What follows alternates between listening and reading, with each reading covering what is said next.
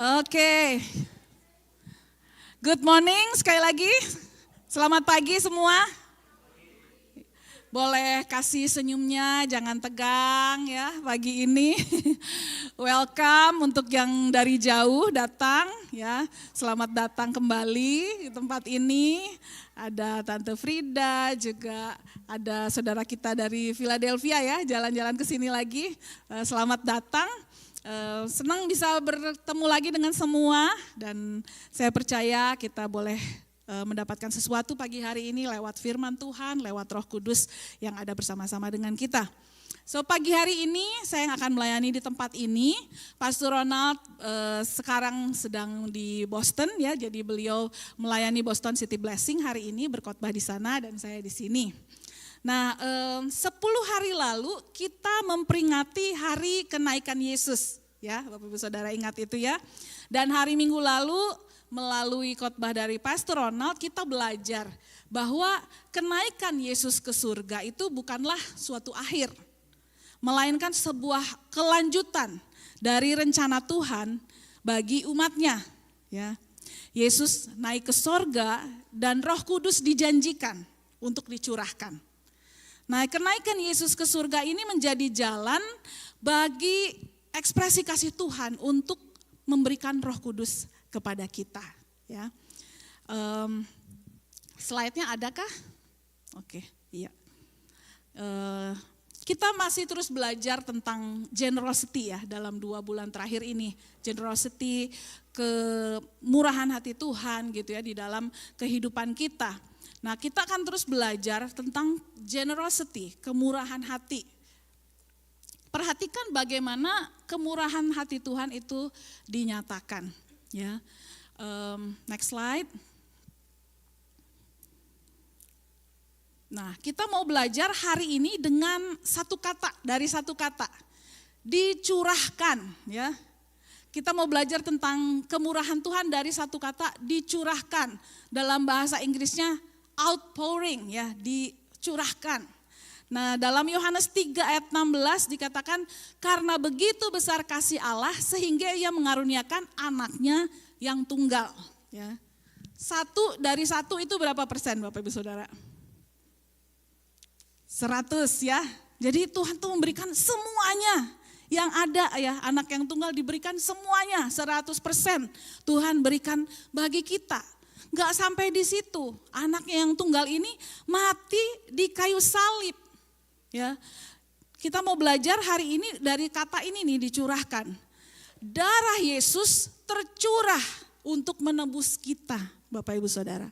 Ya, saya mengutip apa yang Pastor Ronald bagikan di Kersel hari Jumat, dikatakan bahwa darah Yesus itu dicurahkan, bukan diberikan setetes, 2 tetes. Ya, tapi dicurahkan. Kalau dicurahkan itu artinya enggak ditahan-tahan, dikasih semuanya ya. Luar biasa. Dalam Matius 26 ayat 28 dikatakan, sebab inilah darahku, darah perjanjian yang ditumpahkan bagi banyak orang untuk pengampunan dosa. This is my blood of the covenant which is poured out for many for the forgiveness of sins. Jadi dicurahkan itu diberikan sampai meluap ya Bapak Ibu Saudara. Dicurahkan artinya enggak pelit. Kalau setetes tuh pelit ya, sedikit-sedikit gitu ya. Tapi ini dicurahkan, enggak pelit. Dicurahkan artinya dikeluarkan dari suatu kepenuhan. Seperti dalam kitab Yoel juga dikatakan bahwa ada janji Tuhan tentang pencurahan Roh Kudus. Aku akan mencurahkan rohku atas semua manusia. Ya, jadi yang pertama darahnya dicurahkan. Nah yang kedua Roh Kudusnya juga dicurahkan. Next slide. Dalam kitab Yoel dikatakan, aku akan mencurahkan rohku ke atas semua manusia. Ya. Aku akan mencurahkan rohku ke atas semua manusia. Jadi luar biasa ya, Tuhan kita tuh Tuhan yang murah hati. Kalau ngasih enggak setengah-setengah ya. Anaknya yang tunggal diberikan untuk kita, darahnya dicurahkan untuk kita, Roh Kudusnya juga dicurahkan untuk kita. Roma 5 ayat 5 berkata, Allah telah mencurahkan kasih-Nya di dalam hati kita oleh Roh Kudus yang telah dikaruniakan kepada kita. Sekali lagi kita melihat kemurahan Tuhan. God's generosity for us. Hari ini, Bapak Ibu Saudara tahu hari ini hari apa? Kalau hari raya apa?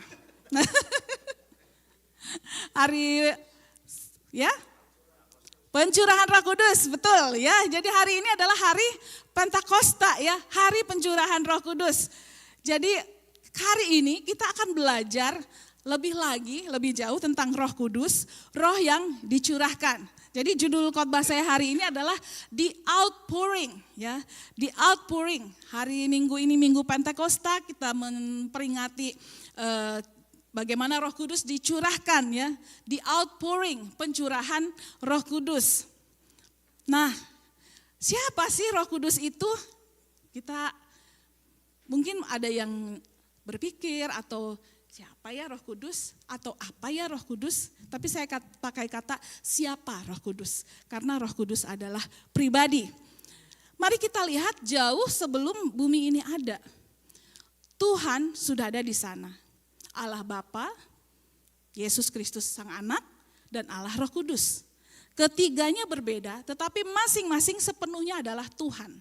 Setiap pribadi mengekspresikan keilahiannya. So dalam kekristenan kita mengenal ini sebagai Tritunggal, ya, Three in One, Trinity, yaitu 3 pribadi. Nah kalau kita lihat dalam kitab Kejadian, dalam penciptaan, Bapa, Anak, dan Roh Kudus itu sudah ada di sana. Kalau kita baca di Kejadian 1 ya, saya nggak usah bukakan, saya bacakan buat Bapak Ibu Saudara. Pada bulannya Allah menciptakan langit dan bumi.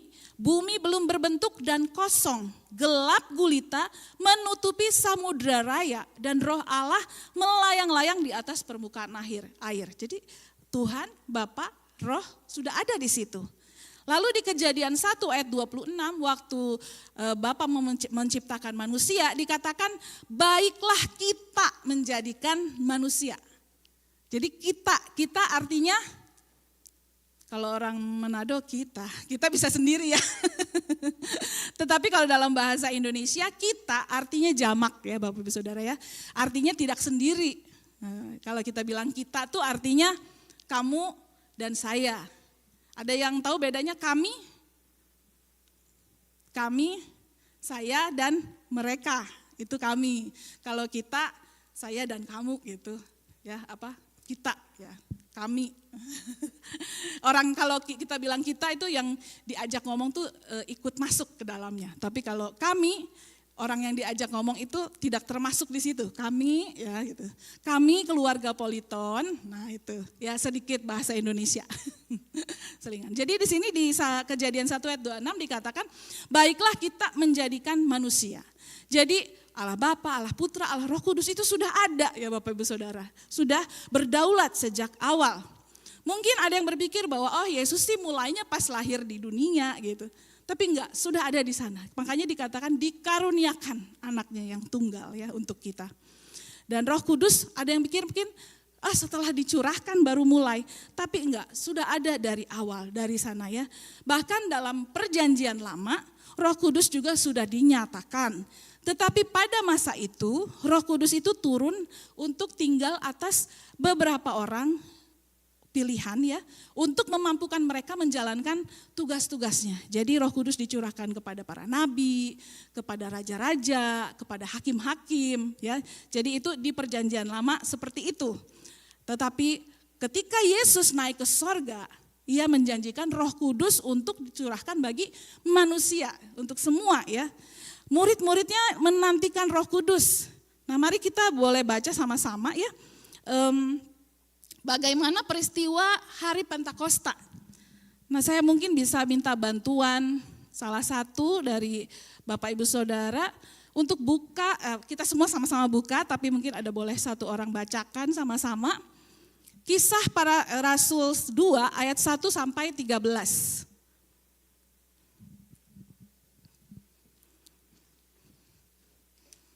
Boleh Bapak Mario ya bacakan buat kita semua. Kita simak ya, ini yang terjadi pada hari Pentakosta, waktu hari pencurahan Roh Kudus. Kisah Rasul pasal yang kedua, ayat 1 sampai 13. Kisah para Rasul 2 ayat 1 sampai 13. Ketika tiba hari Pentakosta, semua orang percaya berkumpul di satu tempat. Tiba-tiba turunlah dari langit suatu bunyi seperti tiupan angin keras yang memenuhi seluruh rumah di mana mereka duduk. Dan tampaklah kepada mereka lidah-lidah seperti nyala api yang bertebaran dan hinggap pada mereka masing-masing. Maka penuhlah mereka dengan Roh Kudus, lalu mereka mulai berkata-kata dalam bahasa-bahasa lain, seperti yang diberikan oleh Roh itu kepada mereka untuk mengatakannya. Waktu itu di Yerusalem, diam orang-orang Yahudi yang saleh dari segala bangsa di bawah kolong langit. Ketika turun bunyi itu, berkerumunlah orang banyak. Mereka bingung karena mereka masing-masing mendengar rasul-rasul itu berkata-kata dalam bahasa mereka sendiri. Mereka semua tercengang-cengang dan heran, lalu berkata, "Bukankah mereka semua yang berkata-kata itu orang Galilea? Bagaimana mungkin kita masing-masing mendengar mereka berkata-kata dalam bahasa kita sendiri, yaitu bahasa yang kita pakai di negeri asal kita? Kita orang Partia, Media, Elam, penduduk Mesopotamia, Yudea, dan Kapadokia, Pontus dan Asia, Frigia dan Pamfilia, Mesir dan daerah-daerah Libya yang berdekatan dengan Kirene, pendatang dari Roma, baik orang Yahudi maupun penganut agama Yahudi, orang Kreta dan orang Arab. Kita mendengar mereka berkata-kata dalam bahasa sendiri tentang perbuatan-perbuatan besar yang dilakukan Allah. Mereka semua tercengang-cengang dan sangat termanggu-manggu sambil berkata seorang kepada yang lain, "Apakah arti ini?" Tetapi orang lain menyindir, "Mereka sedang mabuk oleh anggur manis." Terima kasih Bapak Mario ya. Jadi ini yang terjadi ya Bapak Ibu Saudara waktu hari Pentakosta. Karena pada Pentakosta itu merupakan satu hari raya besar bagi orang Yahudi ya. Dalam bahasa Yahudi disebut Shavuot, saya semoga benar mengucapkannya, yaitu hari raya 7 minggu. Jadi 50 hari setelah Paskah gitu ya, itu adalah hari Pentakosta. Makanya di sana banyak berkumpul orang-orang Yahudi dari berbagai daerah itu berkumpul di sana di Yerusalem. Ini kita bisa lihat bahwa ada hari raya ini tuh dari Perjanjian Lama ya, dari kitab Imamat 23, ada dari Ulangan juga ya, itu mengapa ada hari raya Pentakosta, mengapa hari itu orang-orang berkumpul di Yerusalem. Nah awalnya Pentakosta itu adalah hari perayaan panen. Ya, jadi orang membawa hasil pertama gandum mereka sebagai ucapan syukur. Namun seiring berjalannya waktu, hari itu juga diperingati sebagai saatnya Tuhan memberikan hukum Taurat kepada Musa di Gunung Sinai.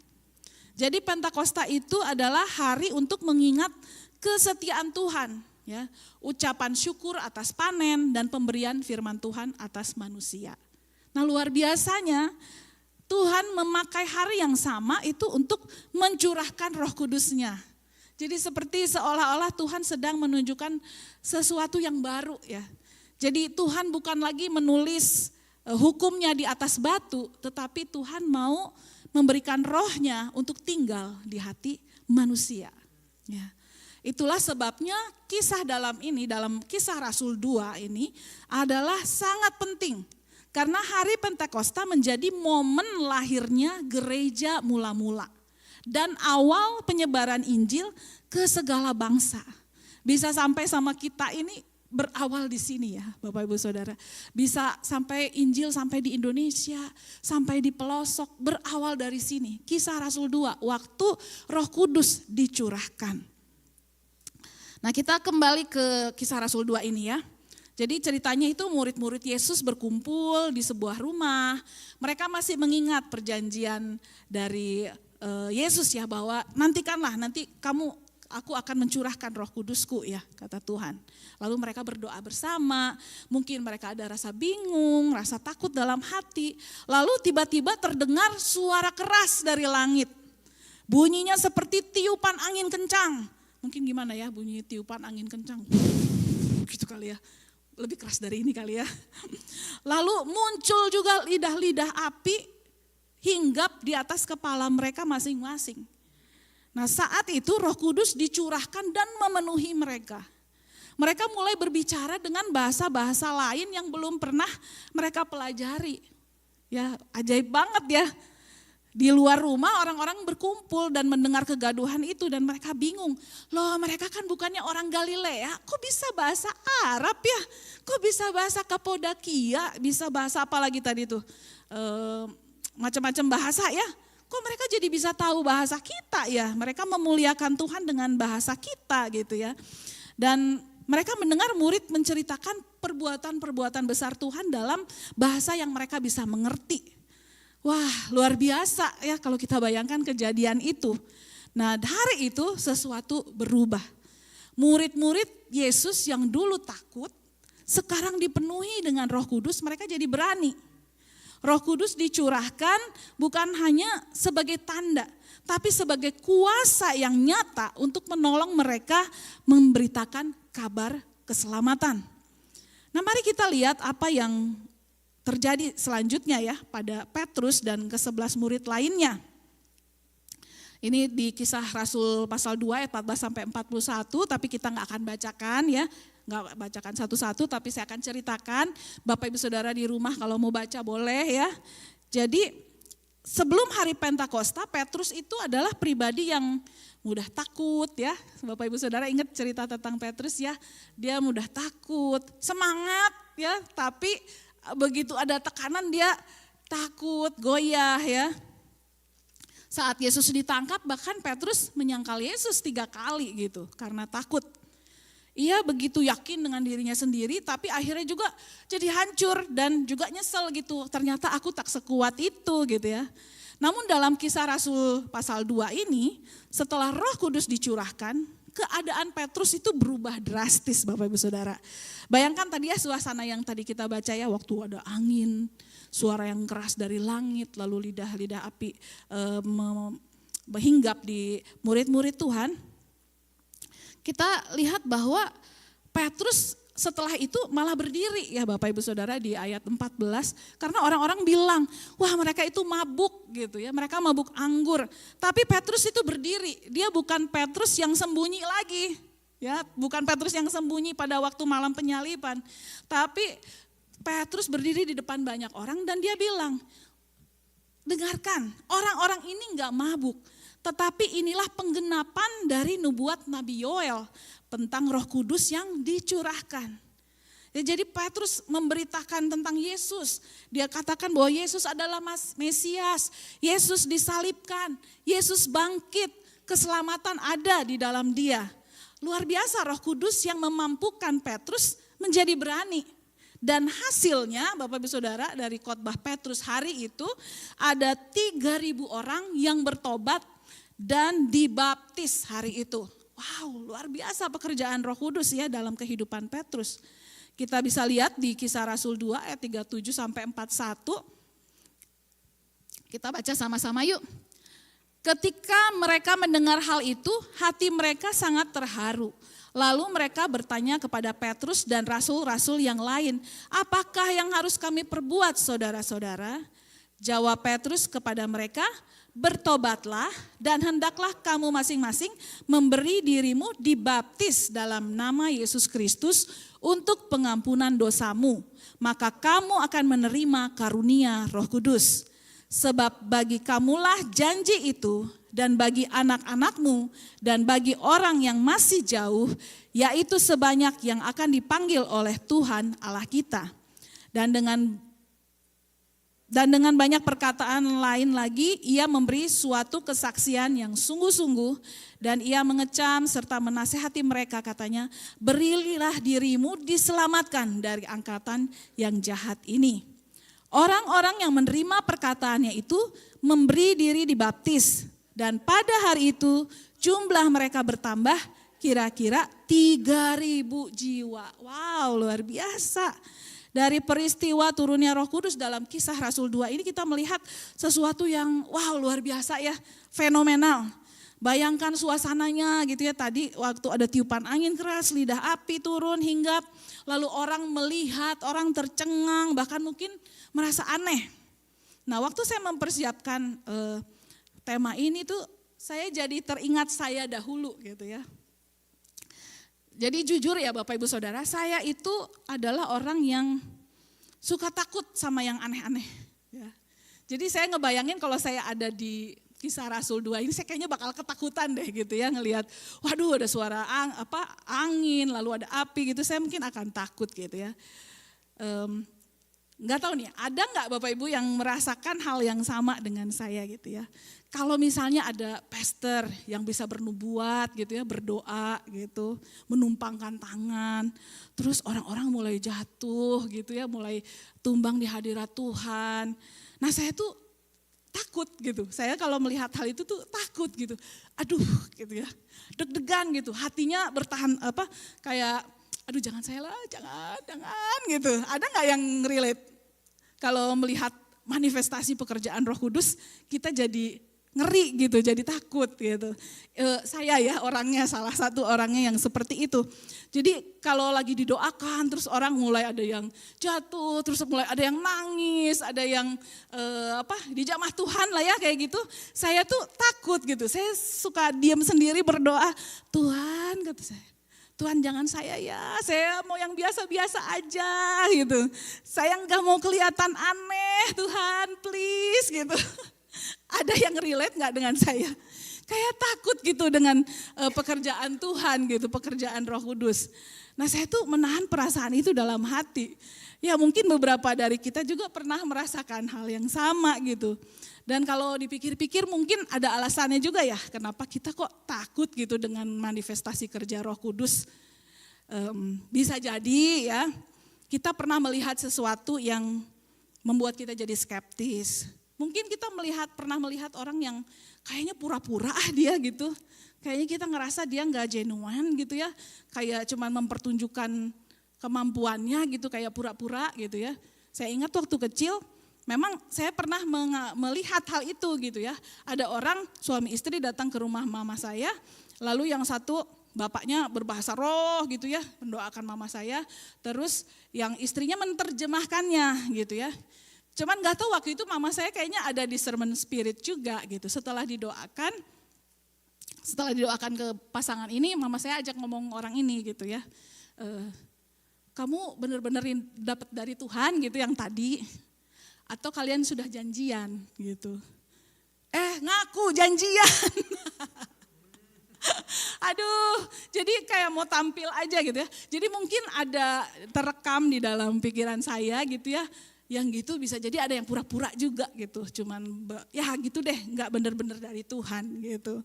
Nah jadi mungkin ada pengalaman seperti itu ya. Jadi kita melihat yang orang nangis, orang gemetar, tersungkur, berbahasa roh, mengalami hadirat Tuhan yang kuat tuh mungkin respon kita kayak agak takut dan curiga gitu. Bisa jadi ya ada kejadian seperti itu ya. Dan mungkin pengalaman-pengalaman itu jadi menimbulkan tanda tanya dalam hati kita gitu. Akhirnya tanpa sadar kita membangun tembok. Jadi kalau udah ada yang begitu-begitu, ada yang didoakan, kita kayak udah pasang tembok, enggak deh Tuhan. Pokoknya saya percaya sama Tuhan, percaya banget, tapi yang gini-gini enggak Tuhan gitu ya. Mungkin ada yang seperti itu. Tuhan saya mau engkau, saya percaya engkau, tapi saya gak mau terlalu begitulah Tuhan. Saya mau Roh Kudus, tapi please kerjanya yang aman-aman aja, jangan yang aneh-aneh gitu ya. Nah tapi ketika saya belajar di Kisah Rasul 2 ini, saya menyadari sesuatu ya, bahwa murid-murid tuh gak fokus sama fenomenanya ya. Mereka gak fokus sama, wih tadi anginnya kenceng banget gitu ya. Wow tadi lidah api menyala-nyala, wow gitu ya. Mereka nggak fokus ke situnya tuh ya. Tapi mereka fokus kepada pekerjaan Roh Kudus yang dilakukan dalam hidup mereka. Luar biasa. Mereka jadi berani. Kita lihat Petrus. Ya, sebelum Roh Kudus turun, Petrus adalah orang yang pernah menyangkal Yesus 3 kali. Tapi begitu Roh Kudus turun, malah dia yang khotbah pertama kali, dan khotbahnya itu bisa membuat orang 3.000 orang bertobat. Kita lihat luar biasa ya ketika orang memberi diri terbuka atas pekerjaan Roh Kudus. Orangnya sama, mulutnya sama, wajahnya sama ya, tapi yang berbeda di dalam dirinya. Roh Kudus memenuhi hidupnya. Jadi saya menyadari bahwa pekerjaan Roh Kudus itu yaitu untuk mengubah orang ya. Kita jangan fokus sama fenomenanya gitu ya. Kadang kita fokus sama fenomenanya, jadi yang membuat kita takut. Jadi Petrus itu berubah bukan karena ia berani menghadapi hal-hal yang aneh, tetapi karena ia percaya kepada pribadi yang bekerja di balik semuanya itu. Jadi secara manusia peristiwa pencurahan Roh Kudus ini mungkin terasa asing, ya, membingungkan. Tapi Petrus tidak fokus kepada fenomenanya. Ia fokus kepada Roh Kudus sebagai pribadi Allah yang bekerja untuk menyatakan Yesus, ya. Petrus jadi berani karena ia melihat siapa yang bekerja di balik itu, bukan caranya. Jadi saya jadi merenungkan buat diri saya sendiri ya. Barangkali saya kurang percaya Tuhan tuh waktu itu. Saya enggak percaya bahwa Tuhan itu ada dalam kontrol. Saya mau mengontrol keadaan, saya enggak mau kelihatan malu, saya enggak mau kelihatan jelek, saya enggak mau mengalami hal-hal yang seperti itu. Mungkin karena saya enggak percaya bahwa Tuhan yang bekerja gitu. Kalau kita benar-benar percaya sama Tuhan, kita percaya yang Tuhan lakukan pasti yang baik, kita gak akan curiga dan gak jadi takut ya Bapak Ibu Saudara ya. Nah ketika ketakutan kita sering muncul karena kita fokus kepada manifestasinya, bukan kepada tujuan Tuhan di balik semua manifestasi yang ada. Kita takut gitu ya, kelihatan terlalu emosional, kita takut kehilangan kontrol, takut dianggap aneh oleh orang lain, takut terbuka secara rohani. Padahal inti dari Roh Kudus bukanlah membuat orang jadi aneh, tapi membawa orang kepada Yesus dan memuliakan Dia. Ada amin Bapak Ibu Saudara? Ya. Jadi ketika kita berkata kalau Roh Kudus memenuhi saya, menjamah saya, aduh nanti jadi aneh. Sebenarnya persoalannya bukan tentang Roh Kudusnya ya, tapi tentang kepercayaan kita kepada tujuan Tuhan dan kepada Tuhan itu sendiri, kepada pribadi Tuhan. Ya, Petrus berubah bukan karena terbiasa akan hal-hal supranatural, tapi karena ia mengenal Yesus yang menjanjikan Roh Kudus ya. Ia mengenal Yesus, ia percaya bahwa Roh Kudus adalah Allah yang baik dan gak mengukur karya Roh Kudus, karya Allah dengan kenyamanan manusia ya. Yang dialami itu kan aneh gitu ya, tapi dia tidak mengukurnya dari situ. Petrus berani karena ia percaya bahwa Roh Kudus adalah pribadi Allah, bukan sekedar pengalaman. Nah yang tadi saya katakan bahwa ketakutan kita tuh seringkali muncul karena kita fokus ke manifestasinya gitu ya. Aduh nanti takutlah, didoain nanti tumbang jatuh.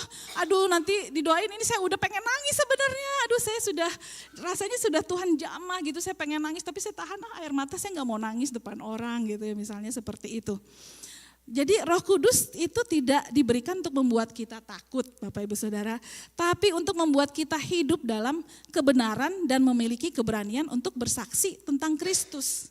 Ya, Roh Kudus itu bukan energi liar gitu yang kita jadi membuat kita jadi takut gitu. Tapi Roh Kudus adalah Allah sendiri, pribadi yang lembut, kudus, penuh kasih dan teratur.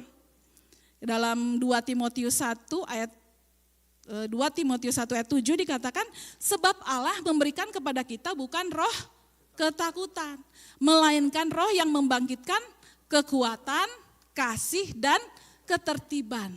Jadi dalam bahasa Inggrisnya dikatakan, God will never give you the spirit of fear, but the Holy Spirit who gives you mighty power, love and self-control. Dalam terjemahan lain, self-control dikatakan sound mind. Jadi sebenarnya enggak membuat takut ya. Yang membuat takut adalah kita sendiri yang kurang percaya atau fokus hanya kepada manifestasinya, fenomenanya. Jadi mujizat terbesar pada hari Pentakosta itu bukan suara anginnya, bukan lidah-lidah apinya, tetapi bagaimana Roh Kudus boleh memenuhi ya murid-murid Tuhan dan merubah kehidupan mereka. Nah, saya mau kasih lihat dua sisi dari Roh Kudus ya. Jadi di Kisah Rasul 1 ayat 8 dikatakan, tetapi kamu akan menerima kuasa kalau Roh Kudus turun ke atas kamu. Dan kamu akan menjadi saksiku di Yerusalem, di seluruh Yudea dan Samaria dan sampai ke ujung bumi. Jadi kalau kita lihat di sini, ketika kita menerima Roh Kudus, kita akan menerima kuasa. Nah, dalam bahasa aslinya kuasa di sini artinya dunamos, ya. Dunamos artinya itu adalah akar kata dinamit. Jadi kayak wow, kuasanya yang luar biasa gitu ya. Kuasa yang kalau dinamit kan meledak gitu, yang luar biasa. Jadi kalau kita terima Roh Kudus, kita tuh dapat kuasa yang seperti itu sebenarnya ya, Bapak Ibu Saudara. Wah, luar biasa. Jadi kalau makna teologisnya itu bukan kekuatan manusiawi, tapi kekuatan yang supranatural dari Roh Kudus. Kuasa dari Roh Kudus yang akan memberikan kita keberanian, memampukan kita perform miracle gitu ya, kemampuan untuk menjadi saksi gitu ya. Nah, jadi itu salah satu sisi dari Roh Kudus yang wow, kuat gitu ya. Tapi Roh Kudus itu bukan hanya sekedar kuasa ya Bapak Ibu Saudara. Roh Kudus adalah pribadi yang mengasihi. Dalam Alkitab pun ditunjukkan bahwa Roh Kudus adalah pribadi yang lembut dan intim. Makanya dia diberikan kepada kita Bapak Ibu Saudara untuk menyertai kita sehari-hari. Kalau Yesus nggak naik ke surga, kan Yesus berbentuk daging. Nggak bisa ada di Rochester, terus ada di Boston juga, nggak bisa gitu ya. Tapi kalau Roh Tuhan, dia bisa di mana saja. Makanya kenapa Roh Kudus dikirimkan, supaya kita semua orang yang menerima Yesus boleh disertai Roh Kudus kemanapun. Luar biasa Tuhan kita. Di dalam Yohanes 14 ayat 26, ini sisi lain dari Roh Kudus juga ya. Yang tadi tuh kuasa, kita terima kuasa untuk menjadi saksi. Dan yang ini Roh Kudus tetapi penghibur, yaitu Roh Kudus yang akan diutus oleh Bapa dalam namaku. Dialah yang akan mengajarkan segala sesuatu kepadamu dan akan mengingatkan kamu semua yang telah kukatakan kepadamu. Jadi Roh Kudus juga menghibur Bapak-Ibu Saudara ya. Gak hanya dinamit, gak hanya kuasa aja, tetapi Roh Kudus juga menghiburkan kita. Roh Kudus juga menuntun kita ke dalam kebenaran. Roh Kudus juga menegur kita dengan lembut. Roh Kudus mengingatkan firman Tuhan ya di hati kita. Roh Kudus berbicara di dalam hati kita. Seringkali bukan dengan suara keras, bukan memaksa, tapi begitu dengan dorongan yang halus, Tuhan memberikan pengertian kepada kita. Tadinya yang kita nggak ngerti, oh kok jadi paham, terbuka. Itu karena pekerjaan Roh Kudus di dalam kita. Roh Kudus berbicara dalam keseharian kita. Ada dorongan hati untuk mengasihi, pikiran yang diingatkan untuk tidak membuat dosa lagi, itu semua pekerjaan Roh Kudus ya. Ada damai yang diberikan ketika kita mengambil keputusan yang nggak populer, tapi Roh Kudus kasih conviction untuk kita ambil keputusan itu. Ada teguran yang bisa mengarahkan, nggak menuduh kita. Lalu ada buah roh juga yang menjadi pekerjaan Roh Kudus. Jadi di Alkitab itu ada dua karya dari Roh Kudus ya Bapak Saudara ya. Ada buah roh yang ditunjukkan oleh kita dalam keseharian kita. Lalu juga ada karunia roh, ada gifts ya. Ada karunia untuk berbahasa roh, karunia untuk mengartikannya, karunia untuk bernubuat, karunia untuk mengadakan mujizat gitu ya, karunia iman, ada banyak karunia yang Roh Kudus berikan kepada kita ya. Ketika kita menerima Roh Kudus, kita bisa menerima karunia. Keduanya penting dan tidak bisa dipertentangkan. Karunia roh itu berbicara tentang Roh Kudus yang mengerjakan sesuatu kepada kita untuk memberkati orang lain. Dan buah roh berbicara tentang siapa kita yang sedang dibentuk oleh Roh Kudus. Jadi karunia itu bisa dipakai untuk melayani, memberkati, membangun orang lain. Tapi buah roh itu menunjukkan karakter Kristus yang hidup di dalam kita. Jadi tidak cukup kalau orang cuma punya karunia saja, tapi enggak memiliki karakter yang dibentuk di dalam Roh Kudus ya. Karunia tanpa kedewasaan, tanpa karakter bisa jadi bahaya Bapak Ibu Saudara ya. Kalau kita hanya bisa buat mujizat aja tapi tidak diubahkan karakternya oleh Tuhan dan menghasilkan buah Roh Kudus, itu bisa jadi bahaya, bisa jadi sombong ya, bisa jadi menyalahgunakan kekuasaan gitu, kehidupan yang gak mencerminkan Yesus. Tuhan gak hanya ingin kita dipenuhi kuasanya ya, tetapi juga dibentuk menjadi serupa dengan Kristus. Di depan di sini dibilang kita perlu terbuka ya terhadap kuasanya Tuhan, ya kuasa Roh Kudus mau dipakai Tuhan lewat karunia-karunia Roh Kudus yang diberikan kepada kita. Tapi kita sekaligus juga rindu karakter kita dibentuk oleh Roh Kudus yang terwujud dalam buah roh dalam keseharian kita. Jadi dua-duanya penting ya Bapak Ibu Saudara ya. Jadi kita enggak hanya bilang saya sih yang penting bisa doain orang bisa sembuh, tapi di luar kita di tempat kerja orang taunya kita suka merengut, suka marah-marah gitu. Enggak sejalan ya. Tapi kiranya ini boleh jadi kerinduan kita semua. Ketika Roh Kudus tercurah atas kita, kita mau terbuka untuk setiap karunia-karunia rohani yang mungkin tadi agak aneh mungkin bagi kita, tapi juga kita rindu karakter kita terus dibentuk ya bersama Tuhan, boleh menghasilkan buah-buah roh. Jadi artinya kita berhati-hati supaya enggak jatuh ke salah satu sisi aja gitu ya.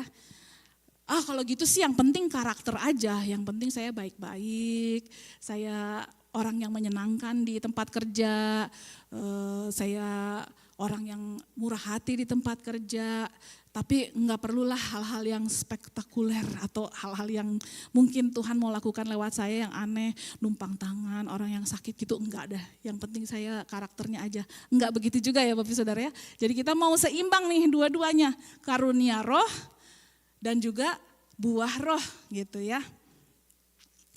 Kalau Roh Kudus memilih kita untuk mengerjakan sesuatu yang luar biasa, jangan ragu juga, jangan takut, jangan langsung menutup hati. Karena di Alkitab Roh Kudus memang kadang bekerja di luar cara-cara yang melampaui pikiran kita gitu ya. Seperti yang tadi kita baca di hari Pentakosta ada lidah-lidah api, ada bahasa-bahasa lain ya, ada mujizat, ada kuasa dan itu semua nyata gitu ya. Jadi bukan berarti segala sesuatu yang supranatural, yang spektakuler itu salah, tapi bukan berarti juga segala yang tadi kita cuma di sisi karakter aja lah, saya memang yang penting jadi baik, punya buah-buah roh aja itu juga benar. Jadi kita mau berjalan bersama-sama ya Bapak Saudara, kita mau sama-sama bertumbuh di dalam Tuhan. Oke, jadi ini ada satu catatan tuh ya saya tulis bahwa saya tuh jangan curiga sama Roh Kudus gitu ya. Kalau Roh Kudus mau bekerja di dalam kehidupan kita, baiklah kita boleh terbuka akan pekerjaan Tuhan di dalam kehidupan kita.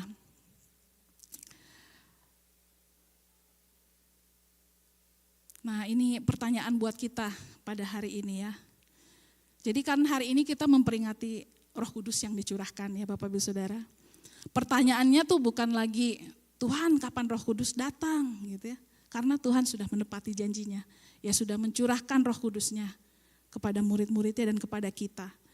Jadi pertanyaannya sekarang tuh seberapa terbuka hati kita terhadap Roh Kudus yang sudah dicurahkan untuk kita. Mau gak terbuka? Kan udah dicurahin nih. Mau gak terbuka terima gitu.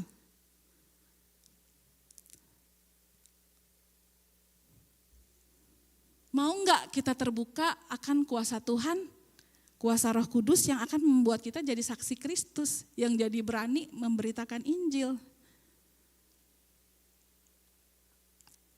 Mau enggak kita terbuka akan pekerjaan Roh Kudus yang membentuk kita dari dalam, yang menegur kita, mungkin ada karakter kita yang perlu dibenarkan, mau nggak kita terbuka? Ini pertanyaan untuk kita semua ya Bapak Ibu Saudara pada hari ini, pada hari kita memperingati turunnya Roh Kudus, adalah seberapa terbuka kita mau Roh Kudus bekerja di dalam kita. Bapak Ibu Saudara yang bisa menjawabnya ya. Saya mau undang pemain musik boleh maju ke depan.